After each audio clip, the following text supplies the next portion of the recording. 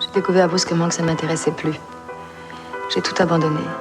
Pognon, pognon, pognon, pognon, pognon, je n'entends parler que de ça tous les jours. Ce qu'il faudrait, c'est un bon boulot, bien abrutissant. L'avenir, toujours si clair pour moi, était devenu comme une autoroute sombre la nuit. Et toi, t'es heureux?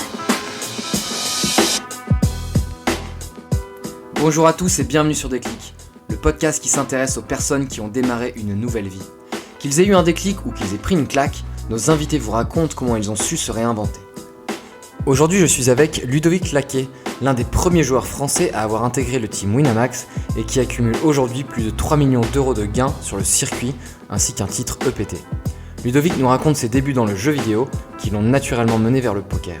On parle de son quotidien de joueur, du travail nécessaire pour progresser et de la période durant laquelle il a commencé à se désintéresser du jeu. On aborde ses nouvelles responsabilités chez Tic Tac, son nouveau rythme de vie et l'importance d'être en bonne santé physique pour prendre les meilleures décisions.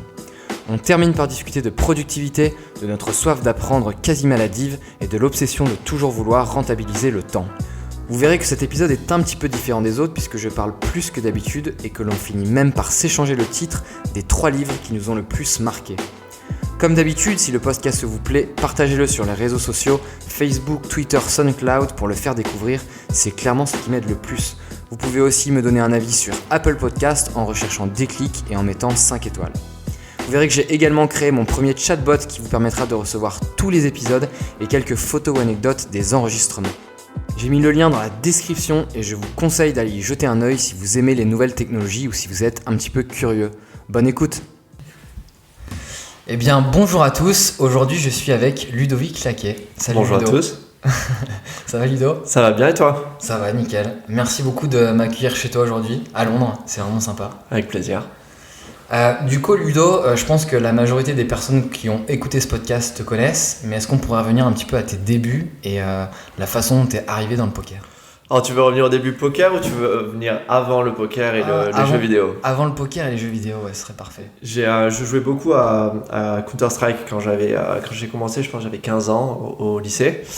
Et je passe pas mal de temps dans les cybercafés et tout ça. Et je suis devenu bien un peu accro, comme tous les jeunes à l'époque. Et j'ai monté mon équipe, j'ai joué sur Internet. Au début d'Internet, je jouais en réseau. Et je te la fais quand même courte. Je me suis retrouvé en 2005. J'étais dans une équipe qui s'appelait Déclic. On était très très fort. On était dans les top 5 français. Et on s'est qualifié pour les qualifications World Cyber Games, qui étaient les championnats du monde un peu à l'époque. Enfin, une des franchises qui organisait des championnats du monde. Et en fait, on était 6 joueurs dans l'équipe. J'étais leader, in-game leader de l'équipe. Et je me suis fait virer de ma propre équipe que j'avais créée. Parce que j'avais des conflits en interne, quoi. J'étais un peu trop autoritaire, j'étais un peu trop méchant parfois, je crois. Et du coup, je me suis juré, c'était juin 2005, que je ne jouerais plus jamais de toute ma vie à un jeu d'équipe.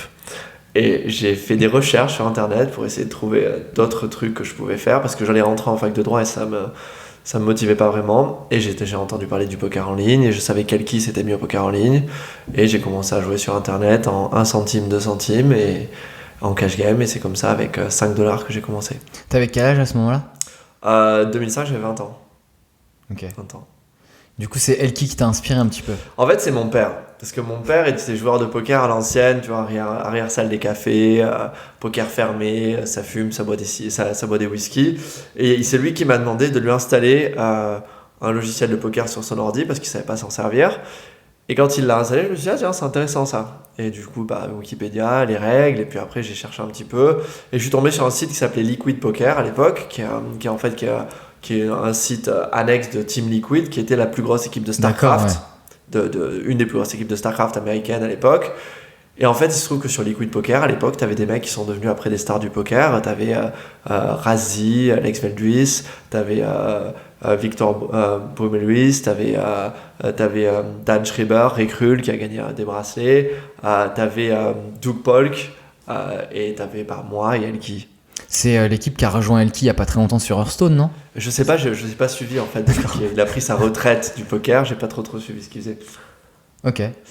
Et voilà, donc du coup, retrouvé entouré de gamers qui se mettaient au poker, et on a un peu appliqué le même schéma que d'habitude, quoi. Donc on s'est mis à analyser le jeu, à regarder des replays, à s'analyser l'un l'autre, à se critiquer. Ce qu'on faisait quand on faisait du jeu vidéo, on le faisait au poker.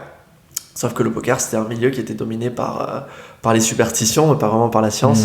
Donc du coup, très vite, en fait, en ligne, les petits jeunes, cette petite nouvelle génération de 2005, on a commencé à dominer, à gagner. Et 2 ans plus tard, en fait, on avait assez de bankroll pour se mettre sur le circuit et on s'est tous retrouvés sur les gros tournois live. À ce moment-là, tu parles pas du tout de tes études. T'en es où exactement dans les études ? En fait, les études, c'est quand même, c'est un peu une parenthèse en fait pour moi parce que j'ai eu mon bac, je suis parti en fac de maths, mais c'était les années Counter-Strike, du coup j'ai rien foutu, c'était compliqué. Les facs en France, ça peut être dur quand même. Et j'ai abandonné. Et après, je me suis inscrit en fac de droit un peu sans trop savoir quoi faire. En fait, je voulais faire une école d'ingé, mais j'étais pas pris dans les écoles d'ingé. C'était trop cher en fait. Je pouvais pas payer. J'ai été pris dans une école d'ingé qui ça m'aurait coûté 8000 balles l'année. Je pouvais pas me la payer. Du coup, je suis allé en fac. Et après, je me suis rendu compte que la fac de droit, c'était peut-être mieux pour moi, peut-être plus facile, plus accessible. Je me suis inscrit. Mais en fait, c'est très très facile la fac de droit. Du coup, j'y allais jamais. Et je passais toutes mes journées à jouer au poker. Et j'ai eu mon master, j'ai eu ma licence en 3 ans, quoi. Donc t'as jamais travaillé ? Si, j'ai travaillé en 2005 l'été au McDo. En fait, non, j'ai travaillé quand j'étais plus jeune. Je travaillais l'été. J'étais dans les réseaux. J'étais assistant informatique, des trucs comme ça. J'ai bossé au McDo en tant qu'équipier en cuisine. Pendant 2 mois et demi, 3 mois. Au début où je montais ma bankroll, j'avais pas assez, donc faut vraiment en vivre, puisque tu cash out jamais au début. Et après, j'ai bossé là en 2014. Et comment du coup t'as trouvé le sponsoring Winamax ? Ou comment Winamax t'a trouvé ? C'est bizarre, en fait, je me souviens plus très très bien comment c'est passé, parce que je crois que c'est Guignol qui m'a repéré sur Club Poker. En fait, j'étais devenu pote avec Guillaume Delagorce, Johnny, qui postait pas mal sur Club Poker. Moi, j'étais anti-Club Poker parce que je ne croyais qu'en tout plus tout et Liquid Poker, les gros forums où il y avait vraiment des très gros joueurs. Et Johnny, c'était le plus gros joueur de Club Poker. Du coup, on est devenus potes. On parlait un petit peu et puis de temps en temps, il postait sur Club Poker. Du coup, j'allais voir. Je me suis mis à poster un petit peu. Et je crois que Guignol nous a repérés tous les deux. Parce que Guignol connaissait Aurélien Guiglini de Winamax, si vous ne savez pas qui c'est.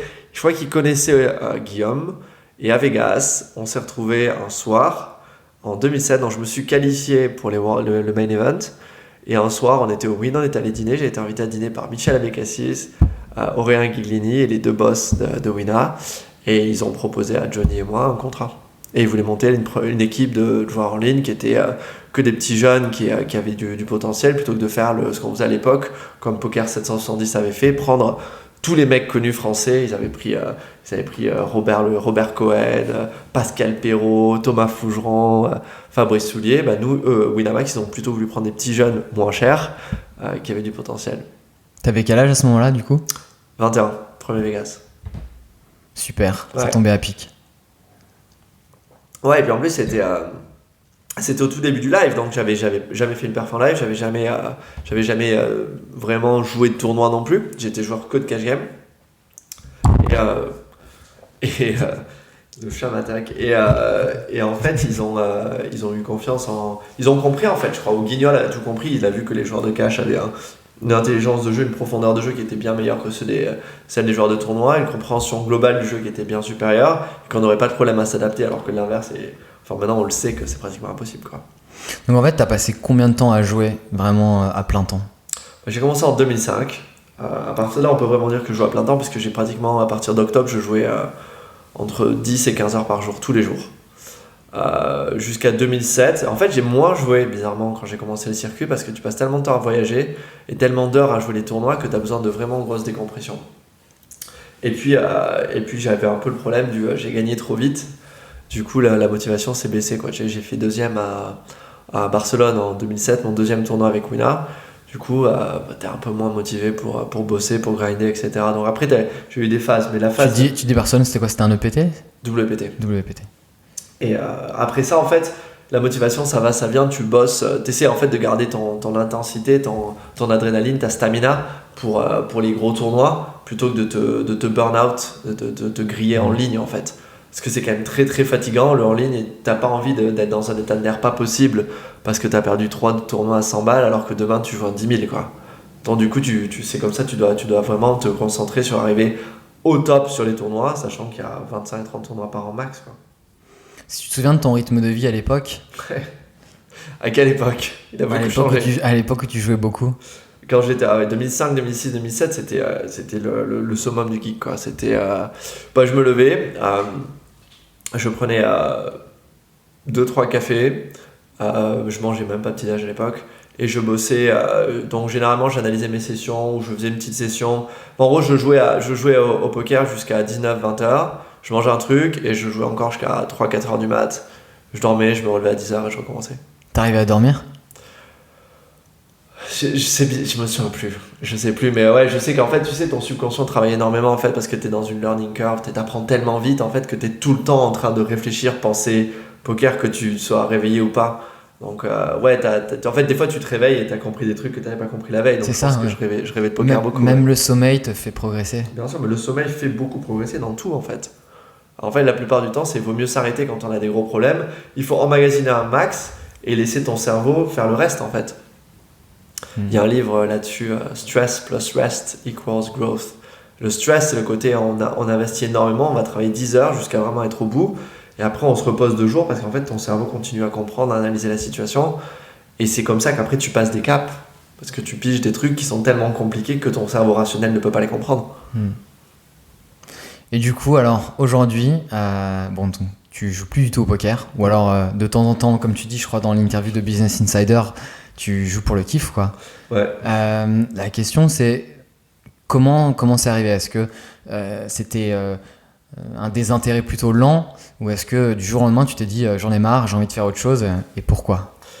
Je suis pas quelqu'un je suis dans l'extrême, quoi, donc c'est pas vraiment, ça n'a pas été lent. Disons que j'ai été mes meilleures années d'un point de vue pur skill, c'était niveau vraiment technique, c'était sûrement 2007, 8, 9, où j'étais vraiment très très très très fort, largement au-dessus de la moyenne, je comprenais des trucs que très très peu de gens comprenaient. Et j'ai pas capitalisé dessus en fait, parce que j'avais trop de distractions, je m'éclatais en fait, je voyageais, j'avais 22 ans, je faisais le tour du monde, j'avais pas mal d'argent. Et du coup, je me suis retrouvé en 2010 dans une situation où je me rendais compte qu'en fait maintenant j'étais plus si bon que ça. Il y avait des nouvelles générations, le poker évoluait très vite, c'est un peu les cycles de disruption s'accélèrent dans le poker comme dans le business, et tous les 2 ans, tous les 1 an, tous les 6 mois, tu as un nouveau style qui vient révolutionner le jeu. Et j'étais pas au niveau, et du coup là, pour me remettre au niveau, c'était beaucoup de boulot. Et là en fait j'ai commencé à me rendre compte que j'avais 2 options, soit j'acceptais que soit je décidais d'être satisfait du potentiel, ouais, j'aurais pu être un des meilleurs, il y a beaucoup de mecs qui arrêtent là, soit je me bossais et j'essayais vraiment de voir jusqu'où je pouvais aller maintenant, sachant que j'avais quand même raté le créneau, j'étais vraiment bon. Et en fait, là, ça a été le moment où je me suis motivé ça a été mon premier vraiment moment de maturité, de croissance, et je me suis vraiment motivé avec un objectif à long terme pour essayer de voir si je pouvais me rapprocher de ce dernier pourcent, quoi. Parce qu'on te dit les premiers 99% c'est les plus faciles, mais c'est vrai en fait. Parce que si t'es doué, tu vas les avoir faciles. Mais par contre, aller faire le dernier effort, ces derniers trucs, c'est là où tu rentres dans la difficulté, parce que là maintenant c'est pas facile. C'est très dur, tout le monde est très bon, et c'est le boulot. En fait, ça devient que du travail. Et j'ai fait ça jusqu'à 2013 où j'ai beaucoup bossé. 2013-2014, j'ai eu 2013 surtout, j'ai eu ma plus belle année, je crois. 2012, t'as gagné le PT, non ? Ouais, mais en fait 2012 c'était le début où j'étais en train de bien remonter. Et 2013, j'ai fait 3-4 perfs à la fin de l'année. J'ai fait WPT Montréal, table finale. J'ai fait 2e World Series Europe. J'ai fait 20e World Series Europe, un truc comme ça. Mais en fait, je jouais à un niveau où j'étais à mon meilleur niveau. J'étais à mon meilleur niveau quand... Si tu analyses tous les aspects du jeu, technique, mental et physique. Et en fait, ça a demandé tellement de travail qu'après ça, début 2014, j'ai eu une énorme décompression. Et je suis allé jusqu'au World Series et je dis, mais j'ai arrêté. Donc en fait, c'est pas corrélé le travail et la réussite, parce que tu dis 2013-2014, c'était mes meilleures années. Et en fait, c'est 2012 où vraiment t'as eu le titre PT, quoi. C'est corrélé parce qu'en fait, après c'est du poker, donc tu sais pas quand est-ce que tu peux Bien gagner. Mais disons que le truc, c'est que quand tu joues à ce niveau-là, tu prends la satisfaction juste en jouant bien. Donc en fait, le fait d'avoir gagné San Remo m'a pas enlevé cette pression d'avoir un titre déjà.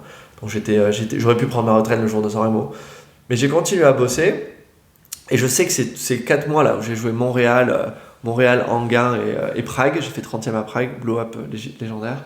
Je sais que là j'étais à mon meilleur niveau, vraiment de très très loin, et c'était une satisfaction incroyable, quoi.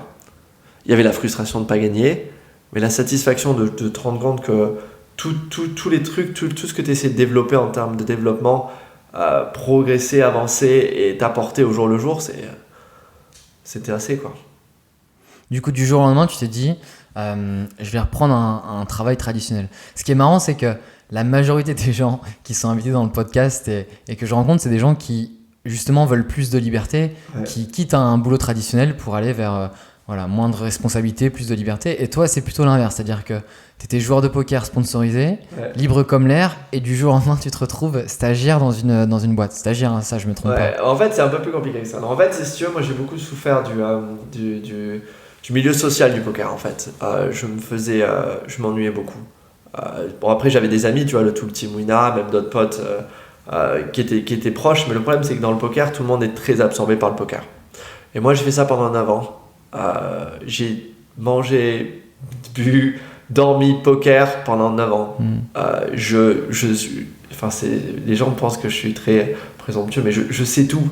J'ai tout vu. Après, évidemment, je l'applique pas forcément bien, mais le poker me fascinait plus, quoi. Donc passer des dîners à parler de poker pendant 3 heures, ça me saoulait. Sachant que ça peut être un milieu assez toxique aussi, parce que je sais pas si tu sais, mais il y a beaucoup de mecs qui, tu vois, il y a des emprunts, des mecs qui disparaissent, il y a beaucoup de mecs qui arnaquent à gauche à droite. C'est un milieu qui va vraiment tester tes valeurs et ton éthique en tant que personne. Et donc en fait, ça fait pas toujours ressortir le meilleur côté de l'être humain, quoi. 9 ans là-dedans, j'en avais vraiment marre et j'avais vraiment envie. Donc j'avais des amis à Londres. Et à chaque fois que je revenais et que je repartais sur un tournoi, après 2-3 semaines passées ici, j'avais qu'une envie, c'était de rester. Parce que je parlais des trucs différents, je faisais des trucs différents. Bon, après, la nouveauté est toujours plus attrayante, quoi. Et du coup, en fait, les 2 raisons pour lesquelles j'ai arrêté, c'est je ne voulais plus travailler, continuer à travailler pour apprendre des choses qu'en fait je savais déjà plus ou moins. Et il n'y avait plus à avoir de révolution dans ma tête, c'était devenu vraiment un grind, quoi. C'était répétitif le poker. Et j'avais envie de rencontrer d'autres personnes. J'avais envie d'être stimulé d'une manière différente par des personnes. T'apprenais plus grand chose. Ah non. Et au niveau de la transition, je me dis, je sais pas, t'accumules 3 millions, un peu plus de 3 millions de gains, je crois, lifetime. Je veux dire, t'aurais pu commencer par entreprendre, créer ta propre boîte, t'avais quand même beaucoup d'options.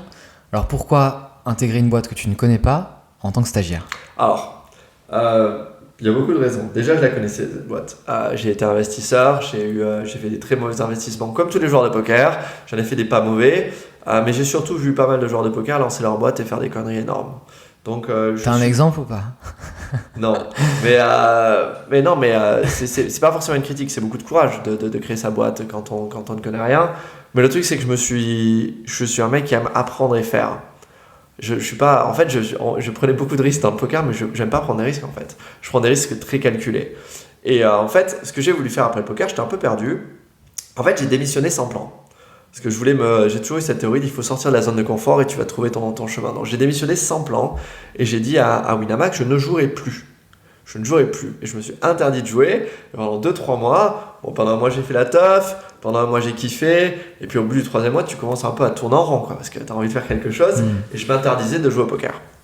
Et là, en fait, j'ai des potes qui m'ont dit, avec ton profil super intéressant, tu pourrais faire un MBA.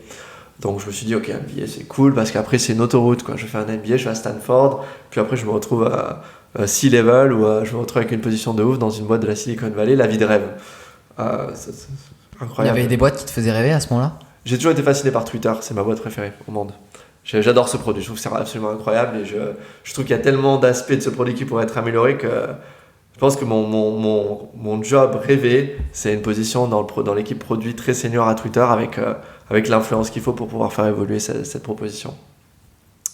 Mais bref, donc je voulais faire un MBA, je passe le GMAT, donc du coup je me suis retrouvé à bosser mes maths, à bosser mon anglais. Donc le GMAT c'est un test standard que tu passes dans des centres d'examen et qui te donne un score. Et en fait tu mets ça avec ton application, donc qui est un espèce d'une dissertation. C'est comme le TOEIC, c'est quoi ?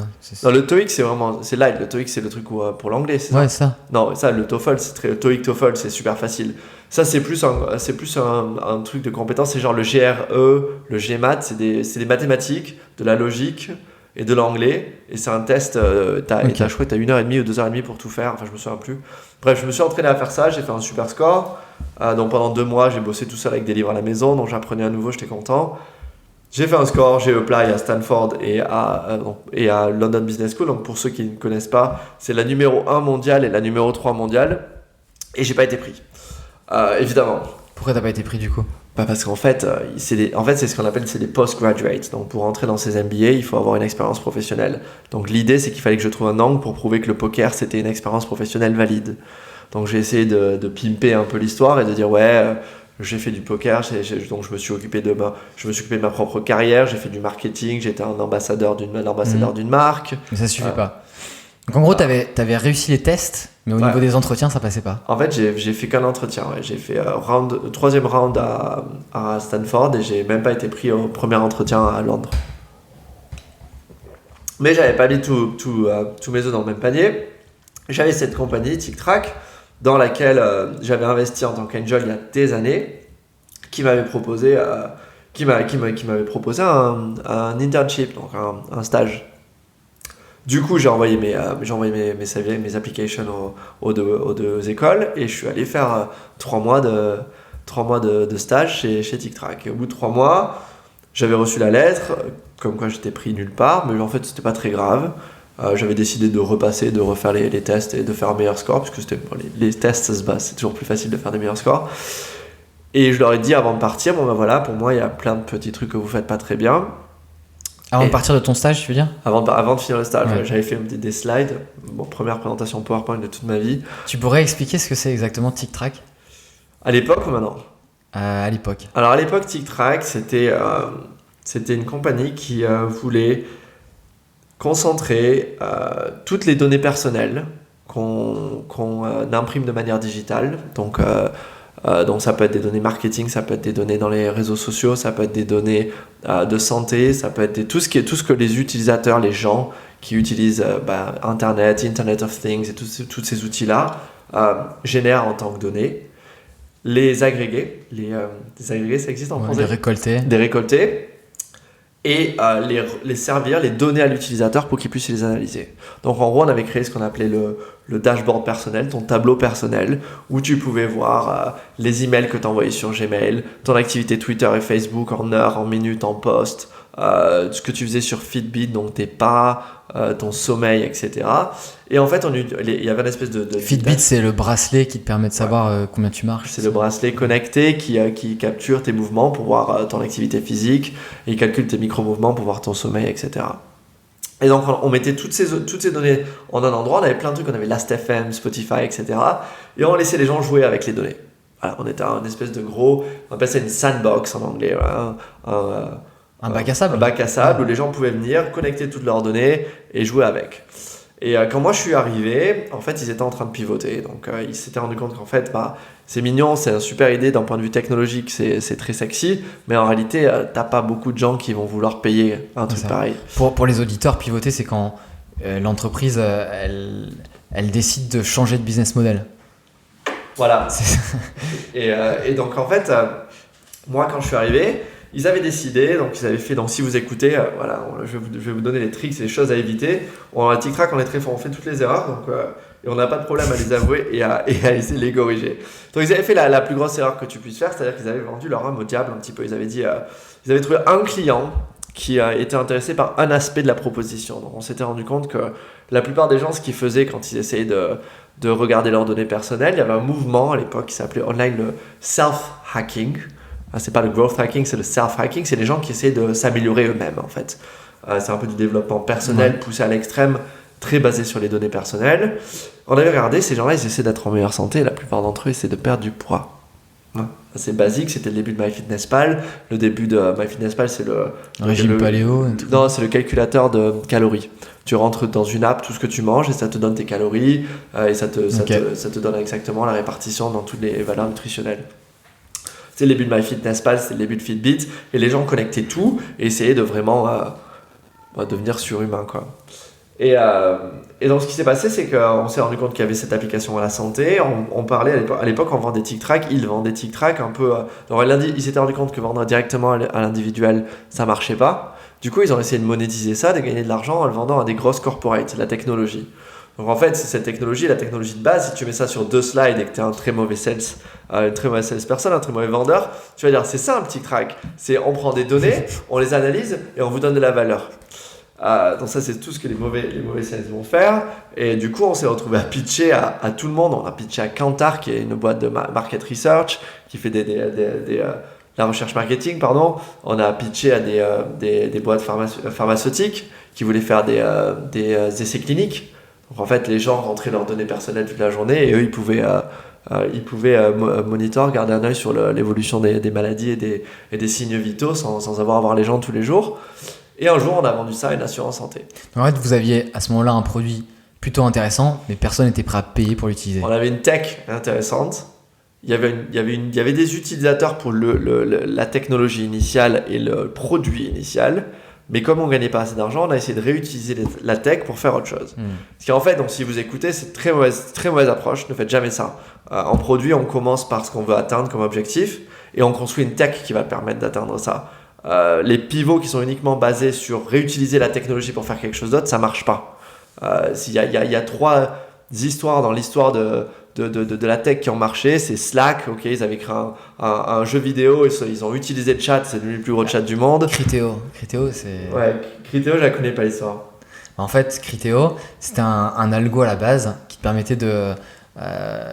alors que tu mettais les films que tu avais appréciés, il te recommandait un film que tu pouvais potentiellement aimer. À la base, c'est ça l'idée. Okay. C'est je sais pas quoi regarder ce soir, un peu comme ce que fait Netflix aujourd'hui en fait. Ouais. C'est je sais pas quoi regarder, mais j'ai aimé ça et ça, donc vous allez me recommander ça. Et en fait, ils ont récolté tellement de données sur les utilisateurs qu'au bout d'un moment, ils ont pivoté plusieurs fois. Ils avaient aucun business model, rien qui leur apportait d'argent. Et en fait, ils se sont dit, ce qu'on va faire, c'est qu'on va faire du retargeting. C'est eux qui ont inventé le retargeting en fait. Si vous avez cliqué sur quelque chose, vous avez regardé un produit, du coup, et ben voilà, on vous le ramène un peu plus tard.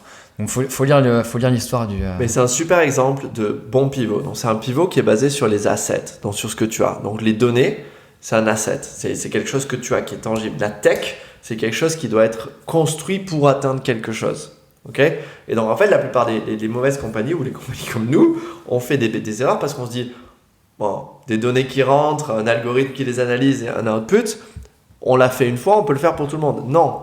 Parce qu'en fait, c'est très compliqué d'analyser des données. Il y a une manière de les capturer, une manière de les stocker, une manière de les analyser, une manière de créer des clusters pour créer des inference engines. Enfin, c'est très compliqué. Donc, tu dois commencer avec un use case. Tu dois commencer en disant, voilà ce que je veux atteindre. Donc, on a essayé de pivoter et on s'est rendu compte au bout de 6 mois qu'en fait, il fallait tout reconstruire. Parce qu'en fait, oui, on avait appris via notre premier produit que les gens voulaient utiliser leurs données personnelles pour être en meilleure santé. Mais quand on a commencé à regarder le problème de la santé, on s'est rendu compte qu'on avait le même problème qu'au début. C'est que les gens qui font ça, ils sont en très bonne santé la plupart du temps. Mais vous aviez un premier client à ce moment-là. Et là, on avait rencontré un premier client qui était une assurance santé américaine qui voulait investir dans le digital. Il faut savoir qu'aux États-Unis, ils ont pas mal de government funding, de financement public qui pour les aider pour investir dans l'innovation. Donc pour eux, c'était gratuit. Ils nous ont demandé, donc de leur côté, ils ont fait une espèce de liste de Noël, tu vois, comme ils font, tu travailles dans la tech, donc c'est ce que c'est. Ils ont dit, voilà ce qu'on veut, et on va vous payer tant pour ça, et on vous donne 1 an pour le faire. Et on s'est mis à créer une app, un produit digital, une expérience digitale pour un client. Ça, c'est la deuxième leçon, ne faites jamais ça. À moins qu'on soit une agence, il y a 2 modèles. Soit on est une agence et on fait ça avec un markup énorme, donc avec une marge énorme, on va faire 80% de marge ou 50% de marge et on sait le faire, on est bon à estimer, on sait ramp up, on sait où trouver les ingénieurs, on va gagner de l'argent et on sait combien. Ça, c'est un bon modèle. Mais si vous faites ça sans profit, le problème c'est qu'on se retrouve à créer un produit basé sur les suppositions de ce client uniquement, qui n'est pas forcément représentatif d'un marché. Toujours un problème d'échantillon. Exactement. En fait, c'est pour ça qu'il faut faire de la recherche, quoi. C'est pour ça qu'il faut pas non plus signer de contrat avant d'avoir ce qu'on appelle product market fit. Il faut d'abord valider ton produit, prouver qu'il fonctionne et qu'il apporte de la valeur à des gens ou à des clients ou à des customers ou à des entreprises, et scale ça et monétiser ensuite. Et donc nous, on s'est retrouvés pendant 1 an à construire un produit sur la base d'un contrat qu'on avait signé. Et là, c'est là que moi je suis arrivé et que j'ai dit, c'est bizarre parce qu'on a parlé à des gens et tu vois, on faisait des petits surveys, on parlait à des gens et les gens n'aimaient pas, tu vois.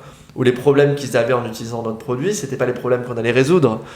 Et j'ai commencé à montrer ça du doigt. Et il y avait un mec super intelligent dans la boîte qui s'appelle Oli qui a dit, je pense qu'on a besoin d'un mec qui réfléchit comme ça. Et ils m'ont offert le rôle de product manager. C'est le rôle que tu as toujours actuellement ? Non. Donc j'étais le premier product people, donc j'étais product manager, ça veut dire responsable produit. Donc c'est dans une boîte dans une boîte de tech, c'est en gros la personne qui est responsable. Mon job, c'est de faire en sorte qu'on construise le produit qui marche. Le produit qui marche, pas un produit qui marche. C'est toute une histoire de priorité. Donc il faut arriver à comprendre. Mon rôle tous les jours, c'est de choisir le truc le plus important à faire. En fait, il y a des millions d'opportunités, des millions peut-être pas, il y a des centaines d'opportunités tous les jours, de demandes de clients, de demandes d'utilisateurs, de demandes de mon CEO, d'idées que tous les gens de la boîte ont. Mais en fait, il faut que j'arrive à trouver en utilisant des données le truc le plus important, le truc qui va apporter le plus de valeur à TicTrac, à la boîte. Et ça, en fait, cette valeur, elle est juste générée par la valeur que tu apportes aux utilisateurs. Et c'est marrant parce que donc c'est une application, TicTrac a priori. Ouais. C'est ça. Ce qui est marrant, c'est que ça touche au secteur de la santé. Ouais. Et c'est du coup un petit peu aux antipodes de la vie d'un joueur de poker. Ouais. Du coup, est-ce que tu vois une évolution dans ton quotidien par rapport à comment tu vivais avant et aujourd'hui ? J'ai fait un marathon en novembre. Ah bah voilà. J'ai fait un marathon en novembre, je me prépare pour un Ironman là. En fait, c'est marrant parce qu'on a cette préconception des joueurs de poker qui sont en très mauvaise santé, qui font un peu la teuf. En fait, c'est vrai, si tu regardes 2007, 2011 dans ma vie, dans ma carrière, entre guillemets, j'étais beaucoup plus souvent en train de boire de la vodka dans des clubs d'Europe de l'Est qu'à la salle de sport. Mais après ça, quand j'ai commencé à vraiment travailler, avoir une base physique, c'était hyper important. Donc j'avais quand même des coachs, je m'entraînais assez régulièrement, j'essayais d'être en bonne santé, de manger équilibré, etc. Parce que quand tu joues 12 heures au poker, maintenir un niveau de concentration élevé, c'est très difficile. Et tu sais, je suis sûr que tu sais, et les auditeurs peut-être aussi, c'est très difficile de prendre des décisions complexes toute la journée, de sortir de la zone de confort de manière systématique. Tu sais, on dit toujours que les CEO s'habillent tous les jours de la même manière, comme ça leur enlève une décision dans la journée. En fait, c'est vrai. Et donc, quand tu joues au poker pendant 12 heures, t'as 100, 200 décisions difficiles à prendre. Et t'as à chaque fois l'option d'aller vers l'option facile ou prendre la décision difficile. Et tu le vois en fin de journée. Quand tu es chip leader d'un gros tournoi, tu as un gros tapis dans un gros tournoi et tu as une situation où tu dois bluffer, mais tout ton corps te dit arrête, pourquoi tu vas bluffer là ? Tu as juste à attendre 35 minutes, c'est la fin du jour 1, tu vas boire une petite vodka tonique tranquillement au bar et dans 2 jours tu reviens, tu es chip leader, tu prends des photos, tout va bien. Mais en fait non, la bonne décision c'est de bluffer. Et donc en fait il faut sortir de la zone de confort tout le temps systématiquement comme ça. Donc c'est pour ça qu'on avait besoin d'une bonne préparation physique et de manger équilibré pour rester à un niveau de concentration élevé et un niveau d'investissement en fait élevé. Et concrètement aujourd'hui, qu'est-ce que tu fais mais que tu faisais pas il y a 10 ans justement ? Il y a 10 ans, je fais beaucoup de choses que je faisais pas il y a 10 ans, mais par rapport au poker, c'est intéressant parce que en fait, c'est un peu des montagnes russes en fait, parce que quand je suis arrivé à mon meilleur niveau au poker en 2013, ce dont je parlais tout à l'heure,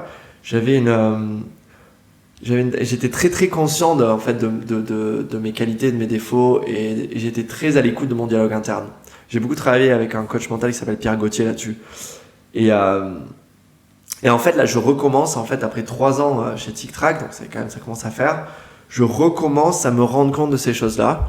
Et je me retrouve dans des situations où là par exemple aujourd'hui, quand on s'est rejoint tout à l'heure, j'étais hyper nerveux parce que j'ai pas eu une très bonne journée. Et en fait toute la journée j'ai essayé de me dire sois à l'écoute, essayer de comprendre pourquoi ces choses-là t'arrivent. C'est être présent. Rester dans le présent, être à l'écoute de tes émotions pour essayer de préparer ton plan en fait, de définir. Donc en fait le truc, je fais rien de radicalement différent de quand je jouais au poker, c'est juste que je redécouvre des concepts que j'avais appris dans un contexte différent. Tu médites ou pas ?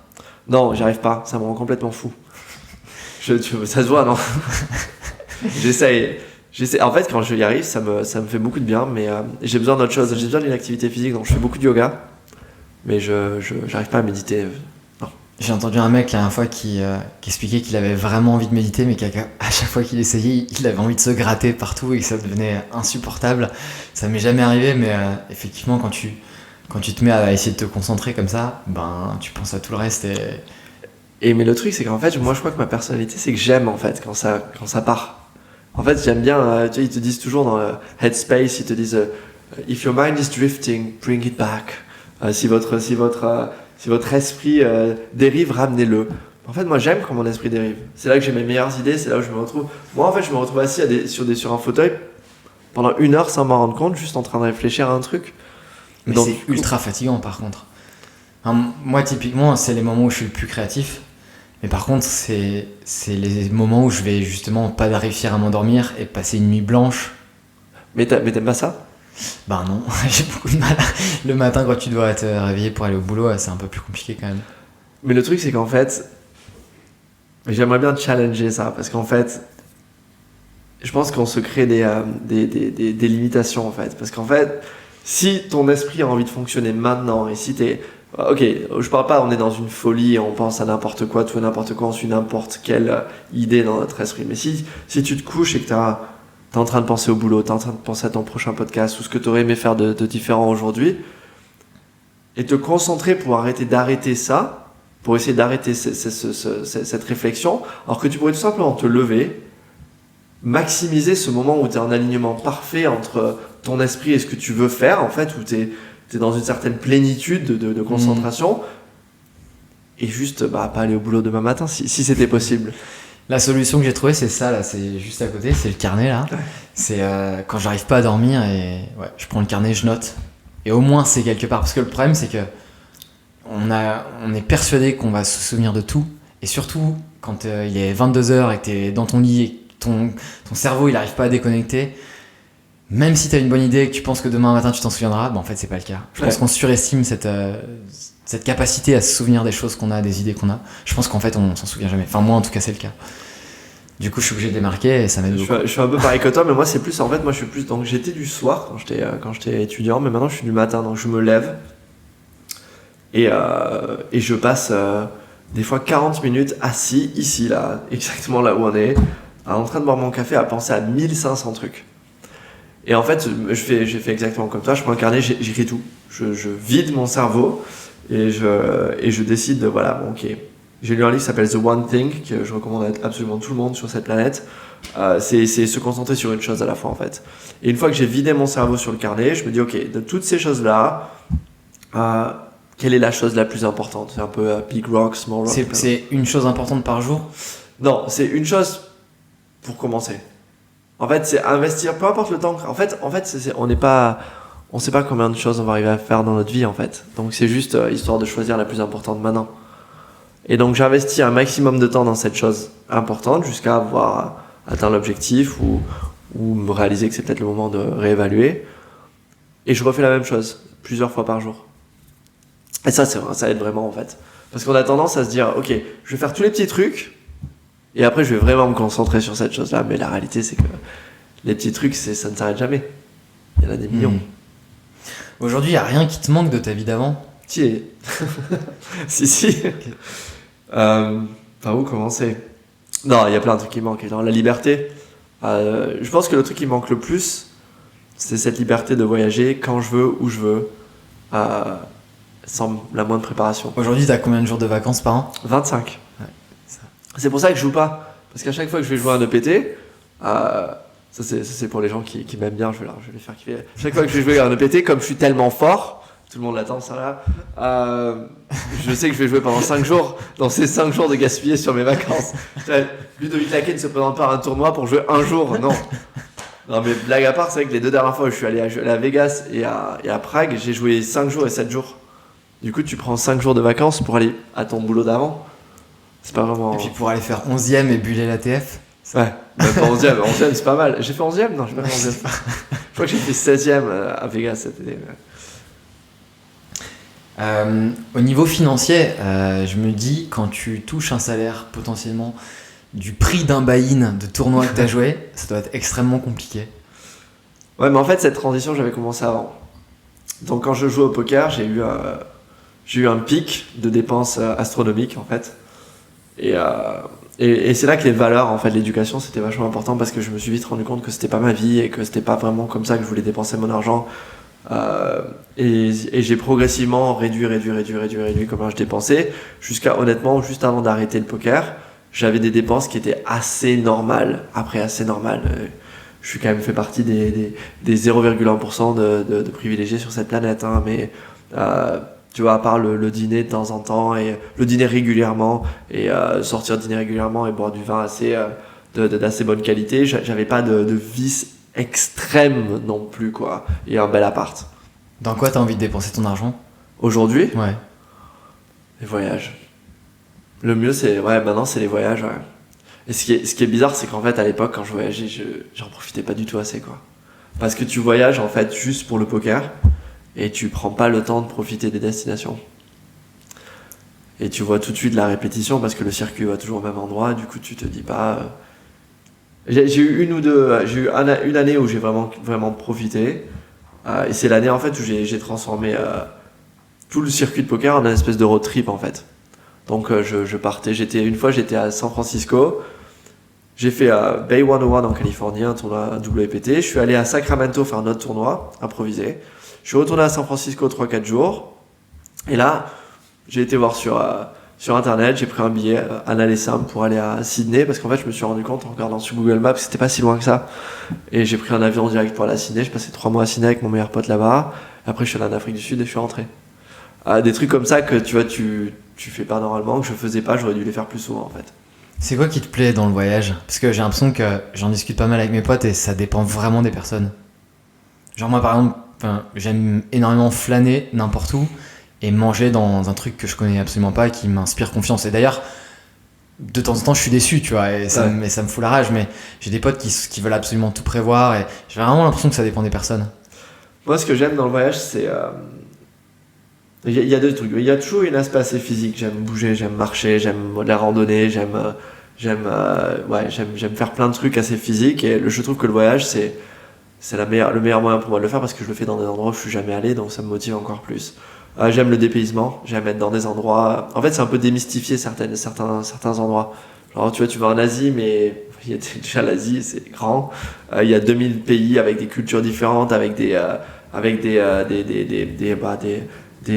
restos différents, des activités différentes, des panoramas différents, des gens différents. Et en fait, tout ça, en fait, c'est... Je sais pas, je trouve ça fascinant. Je trouve que chaque instant que tu passes dans ces voyages est surprenant. Et en fait, ça revient un peu à cette idée de toujours apprendre. Quand tu fais quelque chose de nouveau dans un job, moi j'ai toujours été... Le truc qui m'a toujours motivé, fait avancer, c'est d'apprendre des trucs nouveaux. Et quand tu voyages, t'apprends. En fait, t'apprends des gens, t'apprends leur vie, t'apprends leur culture, tu vois des choses auxquelles tu t'attendais pas. Après, j'aime pas tout, hein, bien sûr. Il y a des trucs, des fois j'aime pas, je trouve que ça craint, je trouve que c'est moche. Mais c'est pas pour autant des expériences que je voudrais oublier, quoi. C'est des trucs c'est toujours nouveau. Je me retrouve un peu dans ce que tu dis, dans le sens où dès que je fais une activité, que ce soit lire un livre ou regarder un film, il faut que j'apprenne quelque chose. C'est un peu une obsession, c'est-à-dire que, par exemple, lire un roman, pour moi, pendant des années, ça a été de la perte de temps. Ouais. Tout le temps calculé, ça se rapproche de la productivité un petit peu. C'est mon temps, il doit servir à quelque chose. Et je me demande si ça vient pas du poker, hein, d'ailleurs. Passer une demi-heure dans une file d'attente, ça me rend hystérique. Ah putain. Et heureusement qu'il y a les podcasts maintenant, parce que je mets mon casque sur les oreilles, j'écoute un truc, et le temps, je l'utilise à faire quelque chose. Et c'est vrai que je me suis mis à lire que des livres qui m'apprenaient des trucs. Et à un moment donné, ma copine elle me disait mais tu te rends compte que... Tu lis plus pour le plaisir. Ouais, exactement. Ouais. Et alors attends, j'avais voulu savoir si t'as le même problème que moi. Donc là, j'ai un nouveau problème depuis 6 mois, 8 mois. J'ai beaucoup de... Parce qu'en fait, tu sais, quand tu lis un bouquin, il y a tellement de trucs dedans. C'est qu'un livre, tu le lis maintenant ou tu le lis dans 2 ans, il va te parler d'une manière complètement différente, en fait, en fonction de ta sensibilité et de ton niveau. Et maintenant, je me suis vraiment rendu compte de ça. Je suis paralysé dans les livres. C'est-à-dire que j'ai pas envie d'aller trop vite parce que je veux vraiment rien rater. Tu lis 3 fois le même passage. Ouais. Et du coup, je me paralyse dans ce que je veux parce que j'ai vraiment... Tu sais, au début, tu rushes. Au début, mon approche, c'était je vais prendre ce livre, je vais le lire en 3 jours. Et je l'ai dévoré. Et puis récemment, je me suis rendu compte qu'en fait, j'ai relu 2-3 bouquins, je me suis dit putain, mais en fait, j'avais rien compris. En fait, j'avais pas rien compris, mais j'avais compris ce qui était applicable à l'époque, et maintenant c'est complètement différent. Et donc du coup, comment tu gères ça en fait? Parce que tu sais, j'imagine que quand tu lis un livre, tu rates probablement la moitié des concepts, quoi. Enfin, peut-être pas la moitié, mais une grosse partie des concepts. C'est un truc que t'acceptes ou que tu... Qu'est-ce que...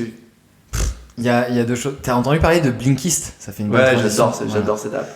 Donc, pour ceux qui connaissent pas, Blinkist, c'est une application qui permet de... Enfin, en fait, c'est des étudiants, je crois, qui résument des livres. Donc, en fait, ça vous permet... Enfin, moi, je sais que dans le métro, en 45 minutes de métro, j'arrive à lire 2 livres, quoi. Ouais. Alors, évidemment, c'est pas des romans, c'est des livres... Bon, il y a tout. Franchement, il y a de la séduction, de la nutrition. Mais si vous voulez lire des livres voilà, qui résument... Enfin, qui peuvent être résumés en 10 pages, ben... Blinkist, c'est une super appli. J'ai beaucoup aimé Blinkist, mais c'est vrai qu'il me manquait la totalité du livre. Quand tu aimes un livre, t'as envie de tout lire. Donc moi, j'ai l'impression effectivement de rater des passages des fois. Je lis très vite, mais par contre, je reviens sur le livre. Alors, va peut-être falloir que je change de stratégie parce qu'aujourd'hui, j'ai pas de Kindle. Donc en fait, j'ai une bibliothèque qui est importante. Et du coup, je prends des notes sur des livres qui m'ont plu et je me replonge des fois de temps en temps. Alors c'est ça, tu vois, le grand problème de notre vie aujourd'hui. Et c'est un truc que j'essaie. Non, j'ai rencontré depuis que je suis dans la tech, j'ai rencontré des personnes tellement intelligentes. Vraiment, j'ai pensé que j'étais intelligent à l'époque. J'ai pris une sacrée leçon. Et par exemple, j'ai rencontré ce mec, Michael, si tu nous écoutes, tu nous manques à TicTrac. Michael, qui était un mec chez Product Manager chez TicTrac, qui est chez Spotify maintenant. Et Michael, c'était le mec le plus organisé de la planète. Donc il avait sa Kindle. Et quand il a lighté des trucs sur sa Kindle, ça l'envoyait automatiquement vers Evernote, qui est une application de prise de notes et d'organisation de notes, qui est aussi très réputée pour avoir un moteur de recherche interne qui est très très bon. Et Michael, en fait, il lisait des livres tout le temps. Et en fait, il n'était pas dans le même mode que moi. C'est-à-dire que Michael, il essayait. Moi, je suis dans le mode j'apprends, j'applique. C'est comme ça que je valide mes connaissances. Michael, c'était je dévore, je prends des notes de tout. Et en plus, tu prends des screenshots dans Evernote et tu peux rechercher des mots. Et c'est génial. Et tu peux le récupérer dans les screenshots. Donc ça te mâche le travail, c'est incroyable. Les apps de productivité, ça peut rendre complètement fou. Hein.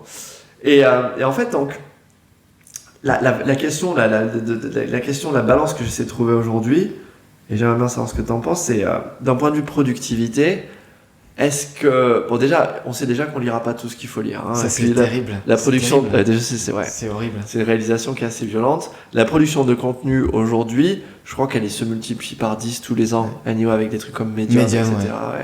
Ouais. Donc, on pourra pas tout lire. Ça, c'est un fait. T'as entendu parler de Quora? Ouais, j'adore Quora. Ça rend complètement fou, quoi. Moi, je connaissais pas. Hein. Je connaissais pas il y a un mois. Et ah bon ouais, non, je connaissais pas. C'est un peu vieux, Quora. Ah, mais je savais pas, genre j'ai entendu ça dans un podcast et je suis allé voir et bah c'est de la folie, quoi. Et genre vraiment, tu réponds à ça des me questions déprime. Non, je réponds pas du tout. Mais c'est comme Reddit, tous ces trucs là, ça me déprime. Je suis dans mon lit le soir et j'ai lu un truc qui m'a passionné sur Reddit et je me dis il y en a des millions comme ça et en fait je verrai pas 1% de ça, quoi. Mais en fait, ce qui est intéressant, c'est que tout ce qu'on appelle du light reading, de la lecture légère en français, c'est juste une manière de référencer, de trouver des perles rares, en fait. En fait, c'est marrant, quand je réfléchissais à la manière dont on apprend, je me souviens, il y avait 4 phases. Dans la première phase, c'est apprendre les règles, apprendre les bases. Et généralement, on fait ça tout seul. Donc, imagine, t'apprends le poker, t'apprends le produit, t'apprends le marketing, t'apprends les bases. Donc, tu vas chercher les sources les plus connues en ligne, et tu vas apprendre tout seul et tu vas te donner une idée du monde du connu. Okay. La deuxième phase, c'est tu cherches les influenceurs. Donc, tu cherches les sources les plus valables, qui ont le plus de... Les plus pertinentes. Les plus pertinentes, merci. Les plus pertinentes dans cet espace-là. Donc, c'est l'époque des influenceurs. Donc, à l'époque, les joueurs de poker, ils allaient lire... moi, j'allais lire 2+2, par exemple. Je me suis rendu compte que 2+2, c'était mieux que Club Poker. Donc, tu fais un peu t'essaies un peu d'organiser la qualité de l'information. C'est la phase 2 de l'apprentissage. La phase 3, c'est d'apprendre certaines sources très précises. Donc, c'est la phase... moi, j'appelle ça la phase évangélique. C'est la phase où tu crois que certaines personnes... C'est Phil Ivey a raison et tous les autres sont des cons.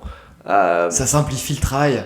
Ça simplifie le travail, mais en fait, ça apporte quelque chose de génial. C'est que ça te force à réaliser que le savoir, au moins au niveau du poker, c'est une histoire de cohérence plus qu'une histoire de fait.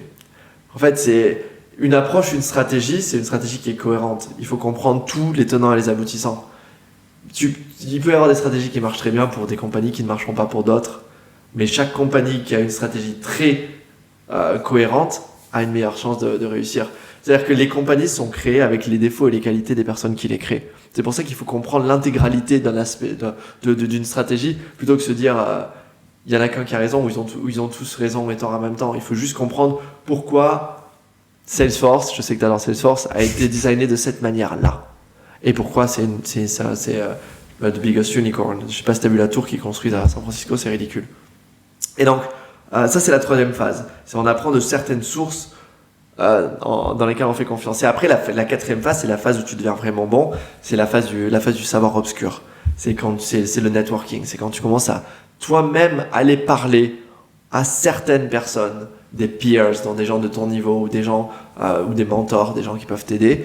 Et c'est là que tu atteins des niveaux incroyables. Et dans tout ce que j'ai fait, ça a toujours été pareil. Ça a toujours été ce schéma, en fait.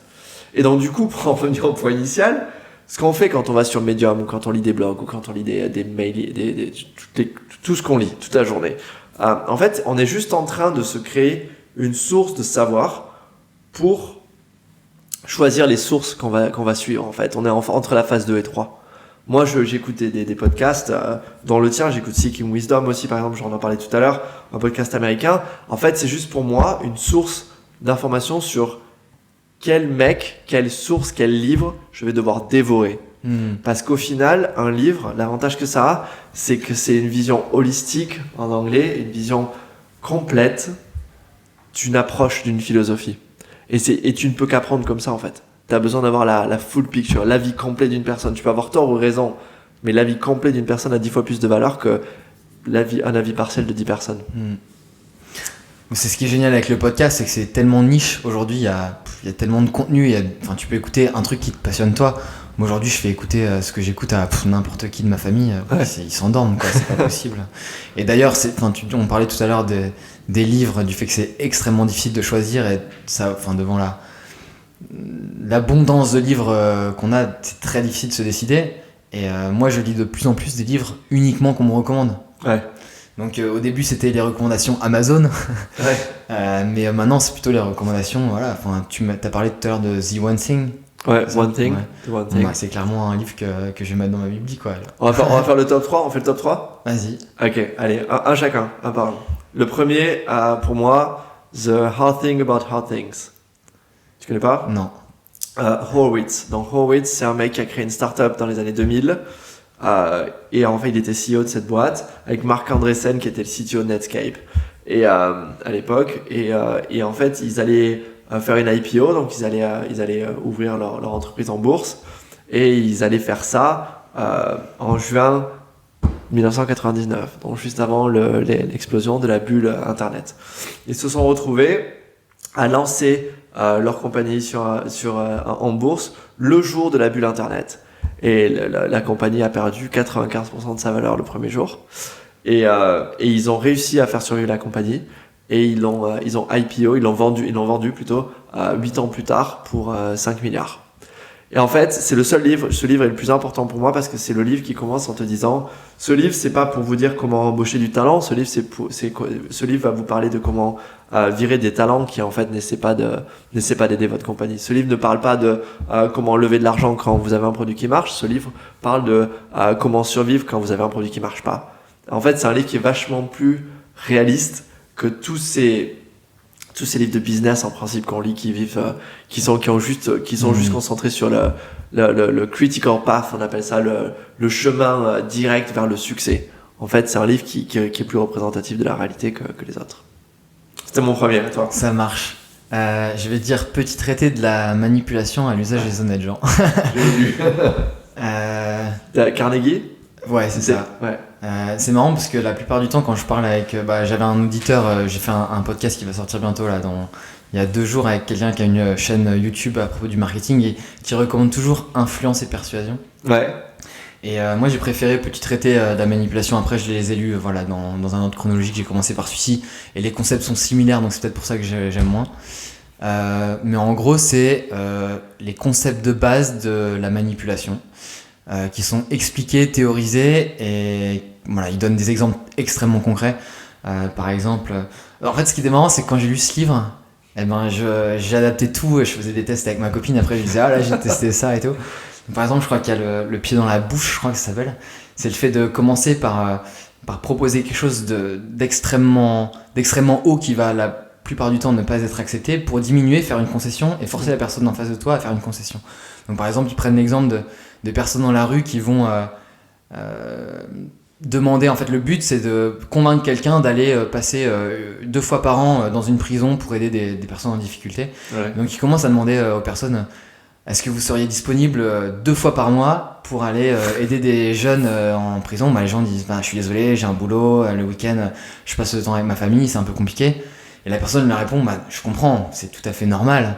Dans ce cas-là, est-ce que vous accepteriez 2 fois dans l'année de faire ça? Et du coup, les personnes se sentent obligées de faire une concession, et en fait, tu passes de 10% d'acceptation, de taux de conversion, à 35%. Et là, tu sais que tous tes auditeurs sont en train de se demander comment tu as testé ça sur ta petite amie. Et alors, sur ma petite amie, je disais, c'est simple, on se baladait dans la ville, et puis je lui disais, j'ai super faim là, j'irais bien manger un gros burger dans ce restaurant. Elle me disait, non, attends, on vient de manger il y a 3-4 heures. Ouais, d'accord, j'avoue, t'as raison. Est-ce que tu peux m'acheter ce croissant dans la boulangerie? Bien joué. Bien joué aussi. J'ai réussi à trouver un truc qui paraît plausible. À toi. Numéro 2. Ah, c'est dur, numéro 2. J'avais pas réfléchi jusqu'à numéro 2. Ça va être un peu cliché. On pourrait parler de Tim Ferriss. Moi, j'ai pas lu. Moi, j'ai lu le Blinkist. J'ai pas lu le livre. Quand je veux pas lire, je lis les Blinkist. Alors on skip alors. Numéro 2, je vais quand même aller dans les Lean. Je vais dire Lean Enterprise. Donc Lean, pour ceux qui connaissent pas, c'est un principe opérationnel d'entreprise. Donc à la base, l'origine, c'est le kata Toyota, c'est la manière de faire fonctionner une usine à la chaîne. L'histoire, c'est qu'en fait, il y avait une usine Toyota aux États-Unis. Il y avait une usine General Motors aux États-Unis qui était la pire usine de General Motors. Et Toyota est arrivé la racheter. Et c'est devenu l'usine qui avait le niveau de production le plus élevé de tous les États-Unis en 1 an, avec les mêmes employés. Et les mecs de General Motors sont évidemment devenus complètement fous et ont découvert ce qui s'appelait le kata. Donc le kata Toyota, c'était en fait un système avec une espèce de une corde que tu pouvais tirer en tant qu'employé. Tous les employés avaient une corde au-dessus de leur poste, et dès qu'il y avait quelque chose, ils tiraient la corde et tout s'arrêtait. Toute la chaîne de production s'arrêtait et tous les ingénieurs venaient et essayaient de résoudre le problème. En fait, l'idée un peu de tout ça, c'est que en fait, c'est fixer les bottlenecks les bottlenecks, c'est les problèmes en fait en équipe. Et donc ça a évolué, les principes Lean, ça a évolué jusque dans les principes de développement de software, de développement de technologie. Et aujourd'hui, en fait, il y a ce nouveau principe dont ils ont sorti plein de livres qui s'appellent The Lean Startup, Lean Analytics, etc. Mais celui que j'ai trouvé le mieux, c'est Lean Enterprise, parce qu'en fait, pour moi, ça représente le meilleur moyen dans l'ère moderne de construire une entreprise. C'est une entreprise, en fait, qui est polymorphique, qui change tout le temps de forme. Je trouve qu'aujourd'hui, on reste trop dans les carcans des entreprises qui sont un peu comme on l'appelle top-down, donc du haut vers le bas, avec cette approche de je définis les objectifs à 5 ans et vous allez exécuter de telle manière. Et la plupart des gens n'ont pas le moindre contexte, ne comprennent pas pourquoi en fait ils ont ces objectifs réduits à leur niveau et ne peuvent pas prendre de décisions de manière autonome pour ajuster leurs objectifs et pour ajuster leurs décisions. Et en fait, le principe Lean, c'est plus d'avoir quelque chose qui est en constante évolution et qui est beaucoup plus segmenté, en fait, qui est beaucoup plus isolé. Donc c'est cette idée de créer des micro-groupes dans l'entreprise qui sont complètement autonomes, qui ont un objectif, un outcome, comme on dit en anglais, c'est-à-dire quelque chose qui va se passer, plutôt qu'une manière de faire. Donc on va pas te dire je veux que tu m'imprimes 150 manuels par jour. On va te dire je veux que tous les gens qui ont besoin de savoir comment cet appareil marche le savent. Et ça crée beaucoup plus de liberté puisque tu peux imprimer 150 manuels par jour, tu peux en imprimer 300, 3000 en un jour, ou tu peux changer complètement ta manière d'éduquer les gens. Tu peux faire des séminaires, tu peux faire des vidéos. Et donc c'est plus cette mission driven, cette approche, plus on se concentre sur la mission et on donne complète autonomie à des aspects de l'entreprise, à des fonctions de l'entreprise pour définir comment et faire évoluer comment elle fonctionne pour atteindre les objectifs. Je connaissais pas. Non, c'est génial. Le deuxième livre que je recommanderais, c'est... alors j'ai plus le titre, c'est ridicule. C'est le livre du mec qui a fondé jeuxvideo.com. Je sais plus comment il s'appelle, c'est incroyable, j'ai un trou de mémoire. C'est incroyable comme bouquin parce que ça raconte l'histoire de ce mec qui a commencé de rien, un mec passionné de jeux vidéo qui écrivait les astuces de tous les jeux qu'il avait testés, d'abord sur des carnets, après sur des disquettes. Et en fait, il y a deux choses, il y a son histoire à lui et les débuts d'internet. Okay. T'es en train de... Le jeu Google, Ludo est en train de... Sébastien Pissavi. C'est ça, exactement. Et du coup, c'est un mec qui a commencé à donner des disquettes, à envoyer des disquettes gratuitement. Donc il a été sur tous les forums, les mecs lui demandaient « envoie-moi ta disquette d'astuces ». Il avait un site qui s'appelait, je sais plus, les 1001 astuces de jeux vidéo. Et en fait, petit à petit, ça a grossi. Et en fait, ça incarne vraiment l'entreprise de newbie, quoi. Donc c'est un mec c'est pas du tout un entrepreneur, c'est plutôt un geek, qui est juste, c'est l'entreprise passion. Il est passionné de ce qu'il fait. Et en fait, petit à petit, ça grossit. Il trouve des associés, des gens qui sont passionnés comme lui. Il finit par monétiser ses disquettes. Donc en fait, les gens lui payent pour qu'il envoie des disquettes. Donc bien sûr, il fait payer la valeur de la disquette elle-même et puis la valeur intrinsèque, quoi, là, ce qui rajoute la valeur ajoutée. Et en fait, petit à petit, il crée un site qui agrège tout ça, et en fait ça devient un des plus gros sites de jeux vidéo au monde. Et il y a notamment dans ce bouquin des screenshots de l'évolution du site, donc c'est vraiment en plus le début de la publicité, le début des bannières. Les grosses bannières à l'époque. Voilà, exactement. Et en fait il y a dans ce livre énormément de liens avec des grosses boîtes d'aujourd'hui, comme iMedia par exemple, qui était la première régie publicitaire de jeuxvideo.com, qui a racheté jeuxvideo.com, qui plus tard je crois a été racheté par Ubisoft, si je me trompe pas. Wow. Et c'est un bouquin très simple à lire. Si vous aimez les jeux vidéo, faut foncer. Et c'est pour moi l'entrepreneuriat un peu rêvé, quoi. Le mec qui est passionné de ce qu'il fait, qui a pas d'expérience, qui fait beaucoup d'erreurs d'ailleurs. Ouais. Il dit que la pire erreur qu'il a faite, c'est de pas acheter, je crois que c'est jeuxvideo.fr, voilà, qui a été racheté par un concurrent. À l'époque, on pouvait acheter un nom de domaine et renvoyer vers un site concurrent. Donc voilà, c'est top. Ça a l'air cool, j'aimerais bien le lire. C'est l'Odyssée quelque chose. Ouais, c'est ça, c'est l'Odyssée. Je sais plus comment ça s'appelle. J'ai vu, tu vois, l'Odyssée quelque chose. Sébastien Savary. Pissavi. Ouais. Putain. Les gens trouveront. Ridicule. Numéro 3. Est-ce qu'on reste dans le développement personnel ? Est-ce qu'il y a des thèmes là ? Parce que là, non, tu donnes ce que tu veux. Un bouquin qui a changé ta vie. Ou on peut faire plus large, on peut faire un documentaire ou un film pour la troisième. Aïe, non, tu peux pas rajouter documentaire. Non, je vais vous donner une perle, parce que c'est pas assez connu, c'est vraiment pas assez connu comme livre. Et c'est mon colocataire qui joue au poker à côté, qui me l'a recommandé. Miquedou, Ludovic Riley, c'est vraiment un livre qui a changé ma vie. Ça s'appelle Dans les forêts de Sibérie, de Sylvain Tesson. Sylvain Tesson, c'est un écrivain voyageur, qui était connu parce qu'il faisait des espèces de randonnées ou une espèce de poursuite infernale à travers l'Asie et l'Europe de l'Est et la Russie. Et il a écrit ce livre qu'en fait il a décidé un jour d'arrêter de courir et de vraiment tester la résistance de l'esprit humain dans une isolation totale. Et il est parti pendant 6 mois dans une cabine au bord du lac Baïkal, et ce livre est son journal. Dans les forêts de Sibérie. Et en fait, pour moi, c'est fascinant parce que toi qui es fan de méditation et moi qui aime bien essayer de comprendre mon dialogue interne, c'est pour moi, c'est tellement... C'est une note d'espoir en fait, parce qu'on se rend compte que toute cette agitation virtuelle qui est créée aujourd'hui dans cette société où, en fait, si vous connaissez la pyramide de Maslow, on n'a plus de problème, hein, les gars, tout va bien. La plupart d'entre nous, les gens qui écoutent ça sur leur iPhone X, vous avez absolument aucun problème dans la vie, vous faites partie des 0,01% des plus privilégiés au monde. On se crée des nouveaux problèmes, quoi. On se dit, ouais, comment je vais faire pour lire tous ces livres, etc. Et en fait, lui, il abandonne tout, et c'est quand même un mec qui est fasciné de littérature, et il se retrouve au milieu de la nature, face à ses démons, face à lui-même.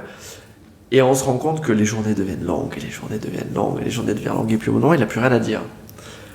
Et je vais pas vous spoiler le livre, mais au bout d'un moment, en fait, c'est comme si son esprit... on a été obligé de redémarrer l'ordinateur avant de commencer le podcast, mais là, son esprit redémarre, en fait. Et en fait, les journées se rallongent. doucement. Maintenant, elle se rallonge parce qu'en fait, il s'est ajusté au rythme du monde dans lequel il vit, de l'environnement dans lequel il est. Et il commence à observer le changement de la nature, le changement de son état d'esprit. Et ses motivations deviennent beaucoup plus pures et ses sens sont en fait aiguisés et concentrés plus sur ce qui se passe autour de lui que sur ces espèces de mythes qu'il crée. Ah merde, mais c'était ça le livre. Ah, bonus, j'en ai un quatrième. Bonus après. Vas-y. Sapiens. Ah bah oui, attends, c'est bien ouf, ouais, parce que j'avais pensé à ça. Ouais. Mais alors Sapiens, moi c'est la première partie du livre, je supporte pas la deuxième. Bah, parlons de Sapiens justement. Ouais. Les 200 premières pages ou 150, j'ai trouvé ça incroyable. C'est la vie des hommes préhistoriques. Ouais. Et en fait, moi j'avais des croyances sur les hommes préhistoriques, j'imaginais des mecs en train de chasser toute la journée. Et en fait, c'était trop complexe. Et en fait, ça te ramène à la base de la vie qui est en fait, c'est des chasseurs-cueilleurs comme ils les appellent dans le bouquin. Donc c'est des mecs qui bougent beaucoup, qui installent leur campement, qui cueillent énormément et qui au final passent leur temps à copuler et à passer du temps avec leurs enfants. Voilà. Et c'est incroyable de plonger un peu dans cette vie-là que je connaissais pas du tout. Et par contre, les 200 pages d'après, c'est beaucoup plus économie, histoire, et moi j'ai complètement décroché. Alors moi, il y a un truc que j'ai appris dans Sapiens et que j'utilise tous les jours, et c'est peut-être... je vais prendre un risque ici, de toute façon je me ferai détruire. Ce sera pas la première fois. Moi, ce que j'ai trouvé génial, il y a le concept du mythe, bien sûr, que l'être humain a besoin de créer des mythes, et j'en parlais, c'est la connexion. Exactement. On se crée toujours des mythes, pour essayer de s'unifier, de se regrouper en tant qu'espèce. Moi, ce que je trouve génial, c'est que pendant 130 000 ans, sur 130 000 ans d'histoire ou 150 000 ans d'histoire de l'espèce humaine, on en a passé 125 000 en tribus. On peut se faire des études sociologiques à 2 balles où on disait que le nombre d'amis maximum avec lequel on peut maintenir une relation, c'est 124. Toutes ces recherches, etc. Ça se rapproche quand même un petit peu de la théorie d'Harari, qui est qu'en fait on est un animal tribal. Et tu peux pas, et 2000 ans ou 3000 ans ou 4000 ans de modernisme modernisme ne peut pas remettre ça en question. Pendant 138 000 ans ou 128 000 ans, on était à poil dans la jungle, en tribu, avec un groupe social de 100 personnes. Et maintenant, c'est ça me fait réfléchir aux problématiques de la société.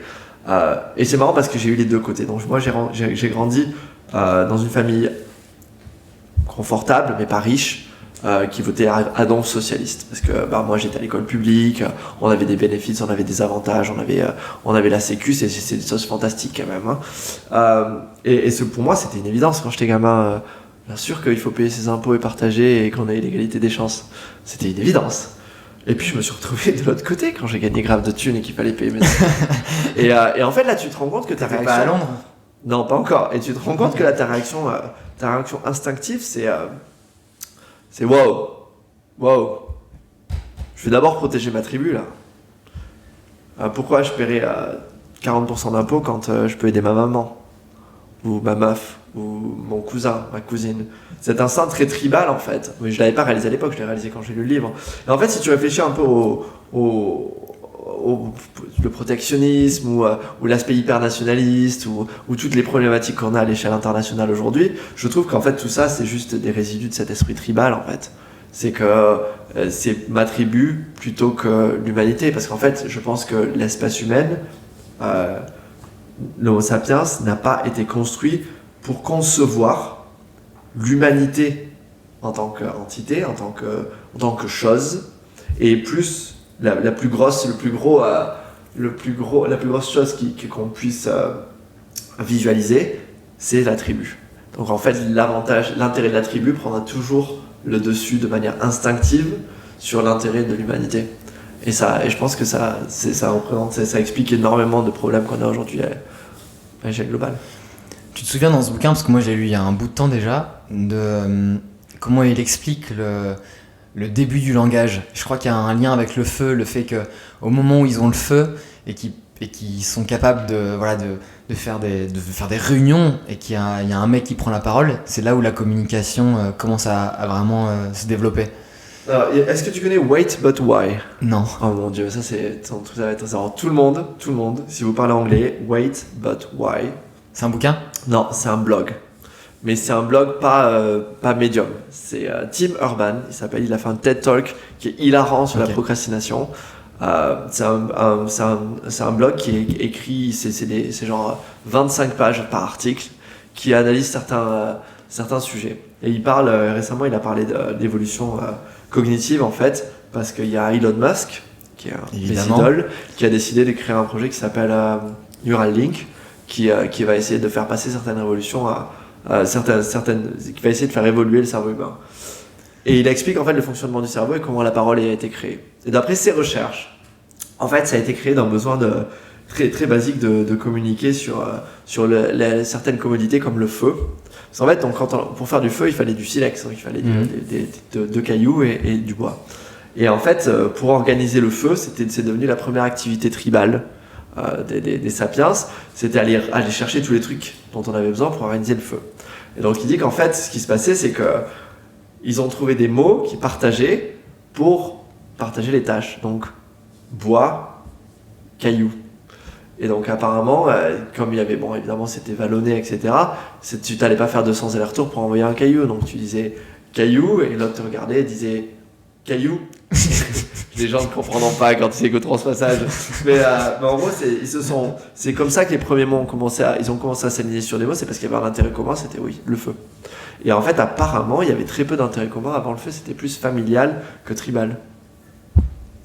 Mais ce livre est génial. Très bien. Pour ceux qui l'ont pas lu, j'ai pas lu la suite d'ailleurs. J'ai été à sa conférence à Londres. Homo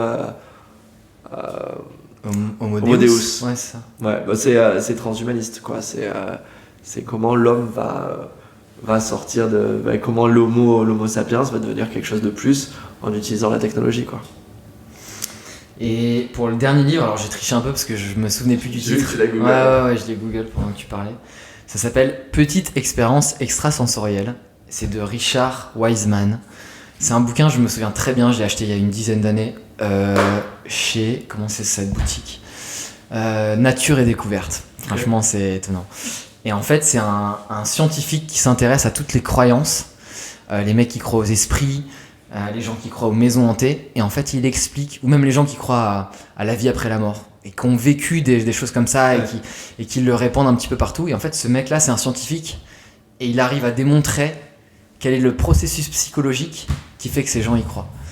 Donc on reste dans voilà, je te démontre via deux échantillons de personnes à qui on fait faire des tests que j'ai raison, mais c'est ultra impressionnant. Alors ça fait des années que je l'ai lu, mais je me souviens de la maison hantée. Ils prennent une maison qui est soi-disant hantée et ils la transforment en musée standard. Et ils font venir un échantillon de 150 personnes. Ils se battent dans le musée, et puis à la fin de leur séance, ils leur posent des questions. Qu'est-ce que vous avez ressenti ? Est-ce que vous avez trouvé ? Les gens sont là, non, rien du tout, rien de spécial, c'était un très chouette musée. Et ils font l'expérience inverse, où ils prennent un musée absolument standard, qu'ils transforment, et les gens, avant de rentrer, ils leur disent, bah voilà, vous êtes rentré dans un musée qui est potentiellement hanté, vous nous direz ce que vous en pensez après. Et à la sortie, évidemment, les gens font, bah ouais, j'ai ressenti ça, il y a un mec qui passait derrière moi, etc. Et donc c'est pour démontrer je trouve plus le mot, c'est utilisé vachement dans l'hypnose, le pouvoir de l'induction.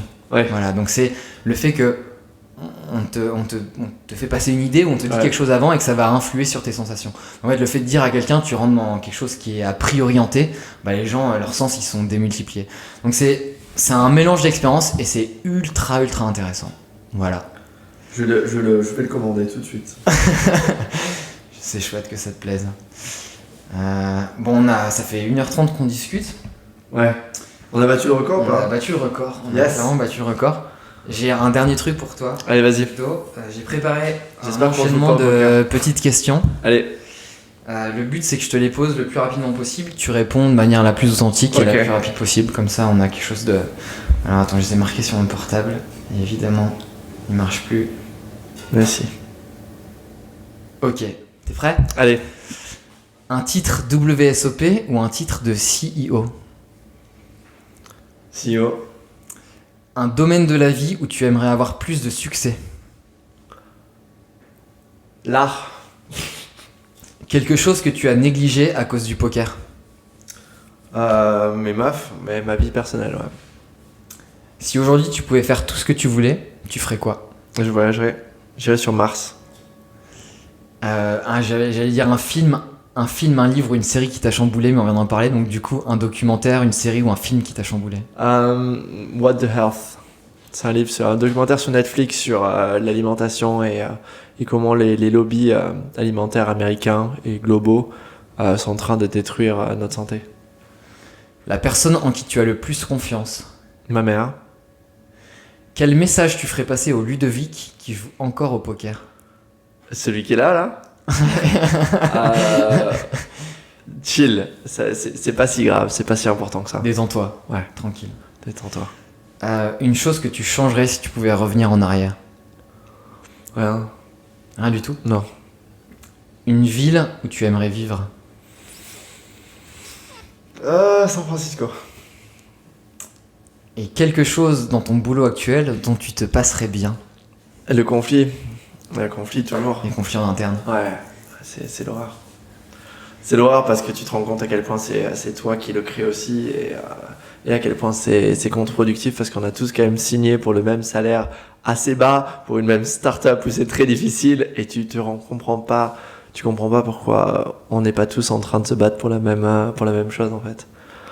C'est ouais. Quand l'ego se met en travers de la collaboration, c'est le pire des sentiments possibles quoi. Il faut que je fasse un podcast à propos de l'ego. Ah oui putain, C'est vraiment chouette. Ouais. Je t'appellerai. Je fais pas de problème, j'en connais un rayon. Ok Ludovic, c'était super cool. Avec Merci plaisir. pour ton temps. Avec grand plaisir et puis j'espère revenir un jour. Ouais, à bientôt. À bientôt. Salut. Ciao. Voilà, l'épisode est terminé, j'espère que ça vous a plu. Si vous avez 30 secondes devant vous et que vous souhaitez me donner un coup de main, je vous invite à aller mettre un avis sur iTunes, 5 étoiles de préférence, et vous abonner pour ne rien rater des prochains épisodes. À bientôt.